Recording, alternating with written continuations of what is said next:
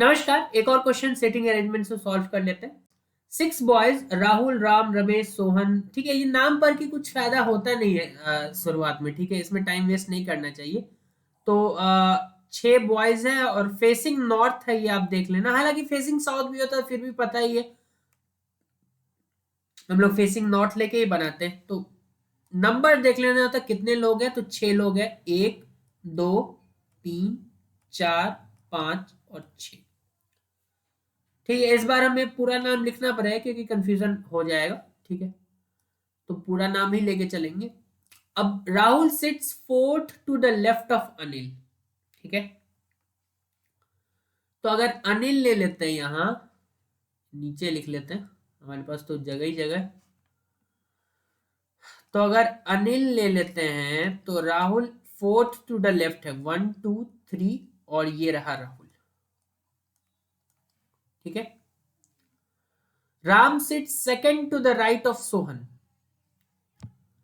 अगर ये सोहन है तो ये राम है।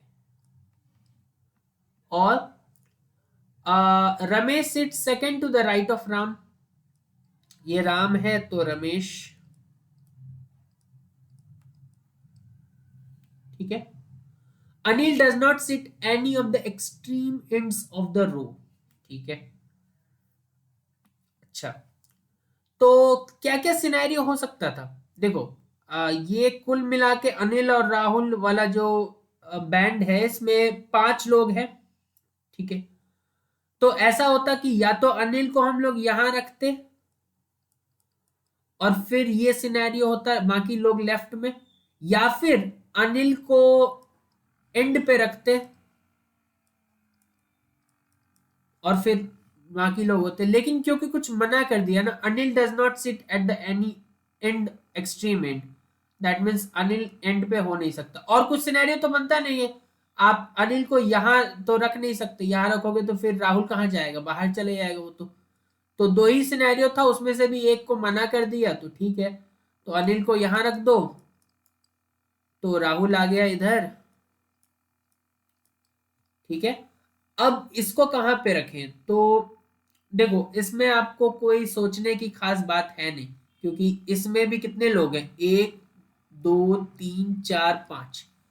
5 स्पेस के लिए सोहन को आपको यहां रखना ही पड़ेगा, और जैसे ही सोहन को आप यहां रखोगे, राम को यहां रखना ही पड़ेगा, और राम को जैसे यहां रखोगे, रमेश को यहां रखना ही पड़ेगा, और जैसे ही रमेश को यहां रखोगे, एक स्पेस बच गया, और इसमें आपको कहा किसको रखना पड़ेगा, साहिल को।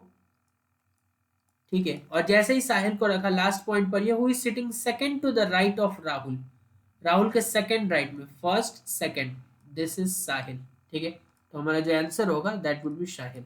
ठीक, आसान क्वेश्चन था, बस टाइम ले लेते हैं ये सब प्रॉब्लम्स पढ़ने में। ठीक है, बाकी कुछ खास नहीं था, जितने इंफॉर्मेशन रिक्वायर्ड थे उतने इंफॉर्मेशन थे हमारे पास, पहले बार में ही दिख गया था। बहुत बहुत धन्यवाद।